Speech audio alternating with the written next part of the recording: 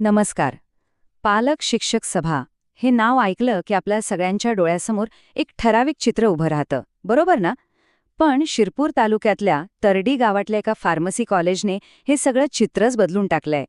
आता प्रश्न हा आहे की त्यांनी असं नेमकं काय वेगळं केलं की त्यांची पालक सभा इतरांसाठी एक आदर्श मॉडेल म्हणून पाहिली जातीये?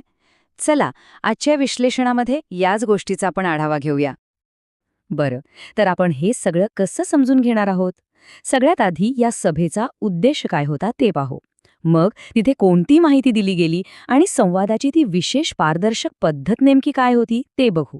याच पद्धतीमुळे पालकांनी इतकी चांगली प्रतिक्रिया दिली.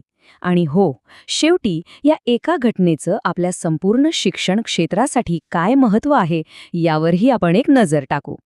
चला तर मग सुरुवात करूया सगळ्यात मूलभूत प्रश्नापासून. ही सभा मुळात का बोलावली होती? यामागचा खरा हेतू काय होता?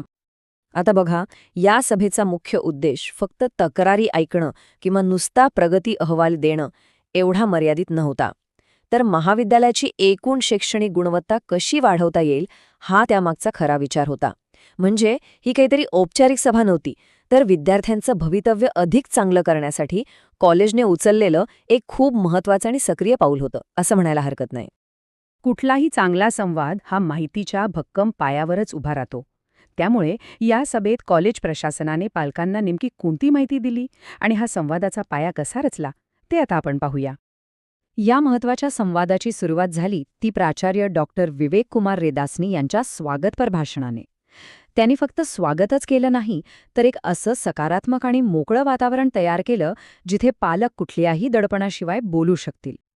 इथे फक्त वरवरची माहिती नाही दिली गेली, तर अभ्यासक्रम कसा आहे, परीक्षा कशा घेतल्या जातात, मुलांचं मूल्यमापन कसं होतं आणि सगळ्यात महत्त्वाचं म्हणजे त्यांच्या सर्वांगीण विकासासाठी कॉलेज काय काय उपक्रम राबवतंय या सगळ्याची अगदी सविस्तर माहिती पालकांना देण्यात आली.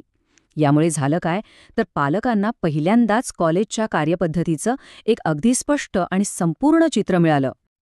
ठीक आहे, माहिती देणं हा तर पहिला टप्पा झाला.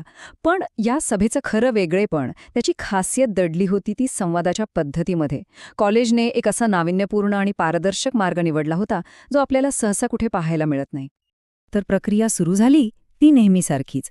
प्राध्यापकांनी विद्यार्थ्यांच्या प्रगतीवर चर्चा केली, पण खरा बदल घडला तो पुढच्या टप्प्यात. तुम्ही कल्पना करा, पालकांना त्यांच्या मुलांच्या अंतर्गत आणि अंतिम परीक्षेच्या उत्तरपत्रिका चक्क हातात तपासायला दिल्या गेल्या. यामुळे झालं असं की मुलाला नेमकी कुठे सुधारणा करायला हवी आहे हे पुराव्यानिशी स्पष्ट झालं आणि मग त्यावर अचूक मार्गदर्शन करणंही सोपं झालं.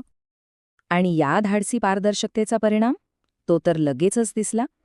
ही पद्धत किती उपयुक्त आणि विश्वासार्ह आहे हे खुद्द पालकांनीच कबूल केलं. या एका कृतीने कॉलेज आणि पालक यांच्यातलं विश्वासाचं नातं कितीतरी पटीने घट्ट झालं असेल ना, नाही का? तर मग या सगळ्या पारदर्शकतेचा पालकांवर नेमका काय परिणाम झाला? त्यांच्या प्रतिक्रिया कशा होत्या? चला तेच आता बघूया.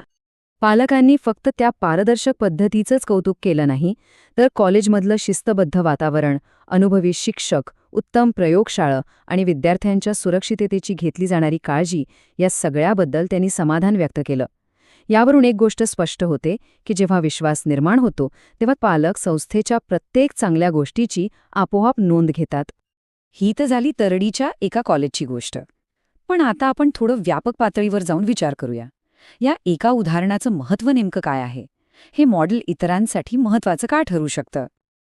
हा फरक बघा, पारंपरिक पालक सभा आणि एसव्हीकॅम मॉडेलमधलं अंतर लगेच स्पष्ट दिसतं. एका बाजूला आहे मर्यादित माहिती आणि एकतर्फी संवाद, तर दुसऱ्या बाजूला आहे संपूर्ण पारदर्शकता आणि खरीखुरी भागीदारी. हा फक्त संवाद नाही, तर शिक्षण प्रक्रियेतलं एक सहकार्य आहे, एक पार्टनरशिप आहे. आणि मग एसव्हीकेएम कॉलेजचं हे उदाहरण आपल्याला एका मोठ्या आणि महत्त्वाच्या प्रश्नाकडे घेऊन जातं.